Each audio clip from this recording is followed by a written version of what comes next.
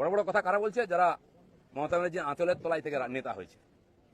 আরো বড় বড় কথা বলছে, অনেকে চরিত্রের কথা বলছে, যারা কালীঘাটের উচ্ছিষ্ট খেয়ে জীবন কাটিয়েছে, আজকে বিজেপির উচ্ছিষ্ট খেয়ে বেঁচে আছে, তারা দিলীপ ঘোষকে ক্যারেক্টার সার্টিফিকেট দিচ্ছে।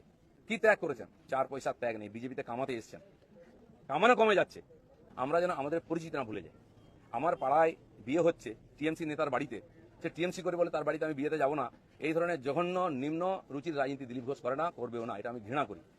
আমার বাড়ির জামাই যদি অন্য পার্টি করে, সেই মেয়ের বাড়ি আমি যাব না, এই রাজনীতি দিলীপ ঘোষ করে না, করবে না। যারা করতে চাইছে এটাকে, বিজেপিকে এই অপসংস্কৃতি আনতে চাইছে, তারা বিজেপি জানে না, তারা দিলীপ ঘোষকে চেনে না, এর পিছনে কত ত্যাগ তপস্যা আছে জানে না। যারা 21 সালে এসছে, 20 সালে বিজেপিতে এসছে না, তারা বিজেপি বুঝতে পারবে না। কেউ কেউ আরএসএস দেখাচ্ছে, কেউ কেউ হিন্দুত্ব বোঝাচ্ছে। দিলীপ ঘোষকে হিন্দুত্ব বোঝাবেন না। আমার কাটলে গায়ে হিন্দুর রক্ত বেরোবে, বিজেপির রক্ত বেরোবে। বাকিদের গায়ে কি রক্ত আছে আমি জানি না, কারণ বহু জায়গায় ঘুরে এসছেন তারা।